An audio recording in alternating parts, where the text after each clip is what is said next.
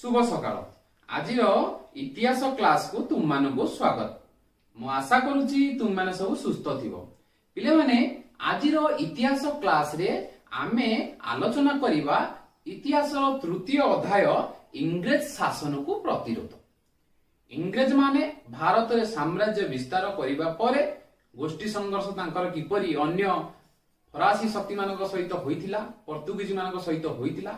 तापर आमे तृतीय अध्याय रे आलोचना करिबा इंग्रेज शासन को किपरि भारतीय माने प्रतिरोध करिथिले। पिले एही अध्याय रे सर्वप्रथमे आज आमे आलोचना करिबा एई जो प्रतिरोधटा आरंभ होइतिला, ए प्रतिरोधटा सर्वप्रथमे आम वीर माटी आम ओडिशा माटी रु ही आरंभ होइतिला।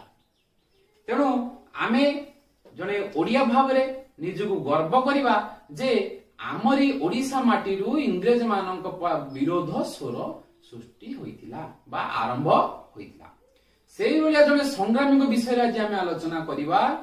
वीरपुत्र ओडिशार जे वीरपुत्र ओडिशार जने वीर संग्रामी एवं शहीद जय राजगुरु विषय आज आमे आलोचना करिबा। पिले जय राजगुरु थिले खोर्धा अंचलर लोक। पिले राजगुरु कहवा अर्थ है राजगुरु है गोटे उपाधि। राजांक निकट रे गुरु हिसाब रे काम करुथिबा व्यक्ति को से उपाधि सेतबेले प्रदान करा जाउथिला। पिले जय राजगुरु पुरी जिलार हरे कृष्णपुर ग्राम निकट रे जन्म ग्रहण करथिले।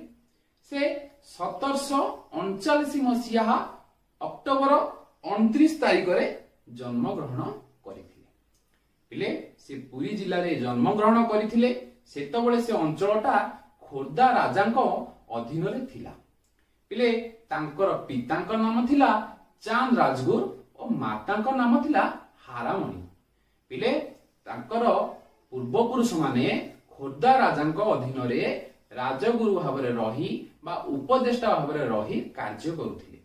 तेणु राजांक निकट रे उपदेष्टा भावरे कार्य करिबारु तांकु से उपाधि मिलुथिला, राजगुरु उपाधि प्रदान करा जाउथिला। पिले पिला बेलु जय राजगुरु जने ज्ञानी थिले। से संस्कृत अध्ययन उपरे विशेष ध्यान दउथिले एवं वेद उपनिषद धर्म शास्त्र ज्ञान अधिक रु अधिक आरण करी से नाना श्लोक मध्य निजे लेखुथिले। सर्वप्रथमे तांकर ई थिला बाल्य अवस्था विषय आमे आलोचना कले। या पर आमे पिले आलोचना करिबा से किपरि राज्यसभा रे निजर कार्य तुलाइथिले। पिले जय राजगुरु राजा दिव्य सिंह देवकर अधीन रे जणे पंडित भावरे तांको राज्यसभा रे सर्वप्रथमे नियुक्ति पाइथिले। सेही समय रे तांको पिता चांद राजगुरु राजा खोर्धा राजांकर अधीन रे बा खोर्धा राजांकर राज्यसभा रे राजगुरु रूप रे बा उपदेष्टा रूप रे कार्य करुथिले। पिले सेही समय रे जय राजगुरुंकर ज्ञान गरिमा एते थिला जे तांकु आठगड़ राजा सेही समय रे तांको ज्ञान गरिमा रे मुग्ध होई तांकु तांको राज्यसभा को नेबा पाई आमंत्रण करिथिले। पिले सेही समय रे आठगड़ राजा थिले धनंजय हरिचंदन।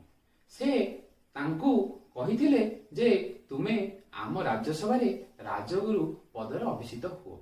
किंतु जय राजगुरु खोर्धा राजांक अधीन रे कार्य करथुवा हेतु से तांको कथाटी को ग्रहण करि नथिले। पिले परवर्ती अवस्था रे जय राजगुरुंकर पितांकर मृत्यु परे तांको सेही खोर्धा राजांक राज्यसभा रे राजगुरु पदवी मिलिथिला एवं राजगुरु भावरे से सेठारे कार्य तुलाई थिले।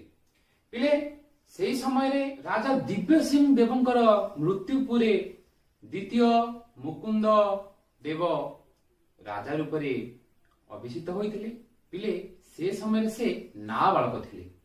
तेणु जय राजगुरु हिसाब रे नाबालकर उपदेष्टा भावरे कार्य करुथिले। अर्थात तांको ऊपर समस्त शासन भार थिला। से समस्त शासन भार निजे नियंत्रण करुथिले। ता द्वारा नाबालक भावरे मुकुंद देव राजा होइथिले एवं जय राजगुरु समस्त शासन भार निज हाथ को नेइथिले। एवं सेही समय रे थिबा तांकर छोट छोट जमीदारी ଏବଂ ଛୋଟ ଛୋଟ ଗୋଷ୍ଠୀ ମଧ୍ୟରେ ସଂଘର୍ଷ ଘଟୁଥିଲା ଏବଂ ତାକୁ ସେ ନିଜ ବୁଦ୍ଧି ବଳରେ ସେମାନଙ୍କୁ ମଧ୍ୟ କରାୟତ୍ତ କରିଥିଲେ। ସେହି ସମୟରେ ରାଜ୍ୟରେ ଦୁର୍ଭିକ୍ଷ ପଡିଥିଲା ଏବଂ ଲୋକମାନେ ବହୁ ରୋଗ ବ୍ୟାଧିରେ ପଡିଥିଲେ, ତାକୁ ମଧ୍ୟ ସେ ସୁଚାରୁ ରୂପେ ନିୟନ୍ତ୍ରଣ କରିଥିଲେ। ପିଲେ ଧୀରେ ଧୀରେ ଧୀରେ ଧୀରେ ସମସ୍ତ ଶାସନ କ୍ଷମତାକୁ 1798 ଖ୍ରୀଷ୍ଟାବ୍ଦ ଭିତରେ ସେ ନିଜ ନିୟନ୍ତ୍ରଣକୁ ନେଇଥିଲେ। ପିଲେ ଇଏ ଥିଲା ଆମର ଜୟରାଜଗୁରୁଙ୍କର ବାଲ୍ୟ ଅବସ୍ଥା ଏବଂ ରାଜ୍ୟସଭାରେ ସେ କିପରି ଭାବରେ ଆବିର୍ଭାବ ହେଲେ ଆମେ ସେ ବିଷୟରେ ଆଲୋଚନା କରୁଥିଲେ। ଏଥିରେ ଆମେ ଜାଣିଲେ ଜୟରାଜଗୁରୁ 1739 ମସିହାରେ ଜନ୍ମଗ୍ରହଣ କରିଥିଲେ। ସେ ପୁରୀ ନିକଟସ୍ଥ ବୀର ହରକୃଷ୍ଣପୁର ଗ୍ରାମରେ ଜନ୍ମଗ୍ରହଣ କରିଥିଲେ। ତାଙ୍କ ପିତାଙ୍କ ନାମ ଥିଲା ଚାନ୍ଦ ରାଜଗୁରୁ ଏବଂ ମାତାଙ୍କ ନାମ ଥିଲା ହାରାମଣି। ସେ ଖୋର୍ଦ୍ଧା ରାଜାଙ୍କର ରାଜସଭାରେ ରାଜଗୁରୁ ଭାବରେ କାର୍ଯ୍ୟ କରିଥିଲେ ଏବଂ ରାଜା ଦିବ୍ୟ ସିଂହ ଦେବଙ୍କ ମୃତ୍ୟୁ ପରେ ତାଙ୍କର ନାବାଳକ ପୁତ୍ର ମୁକୁନ୍ଦ ଦେବଙ୍କୁ ରାଜା କରାଇ ସେ ସମସ୍ତ କାର୍ଯ୍ୟ ବୁଝୁଥିଲେ। 1798 ଖ୍ରୀଷ୍ଟାବ୍ଦ ପର୍ଯ୍ୟନ୍ତ ସେ ସମସ୍ତ କାର୍ଯ୍ୟଭାର ନିଜ ନିୟନ୍ତ୍ରଣକୁ ନେଇ ସାରିଥିଲେ। ପିଲେ ଏହି ସର୍ଟ ନୋଟ ଗୁଡ଼ିକୁ ମନେ ରଖିବ। ପରବର୍ତ୍ତୀ ଅବସ୍ଥାରେ ଜୟରାଜଗୁରୁଙ୍କର ସାମରିକ ପରିଚାଳନା ବିଷୟରେ ଆମେ ଆଲୋଚନା କରିବା।